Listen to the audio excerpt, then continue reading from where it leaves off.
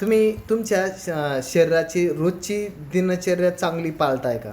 तर सगळ्यात महत्त्वाचा मुद्दा आहे, की आपण आपली दिनचर्या करतोय का? दिनचर्या म्हणजे काय माहिती आहे का?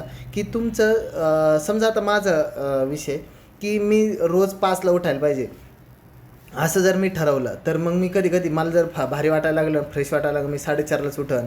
कधी फ्रेश वाटायला लागलं तर पावणे 5लाच उठेन. कधी अरे यार नाही आता आज होत नाही, मग 5:15लाच उठेन, 5:30ला उठेन, 5:45ला उठेन.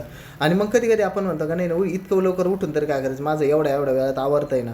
तर ह्या सगळ्या गोष्टी घडत असतात. आणि मग त्याच्यानंतर काय होतं, की आपण म्हणतो की मी एवढं सगळं चांगलं खातोय, हेल्दी खातोय, व्यायाम करतोय, हे करतोय, तरी वजन का वाढतंय? तर कारण काय आहे, का आपण आपल्या शरीराची दिनचर्या करत नाही. म्हणजे योग्य वेळी योग्य खाणं, योग्य उठणं, झोपणं ह्या सगळ्या गोष्टीने योग्य प्रमाणात पाहिजे असतात, तरच शरीर चालतं.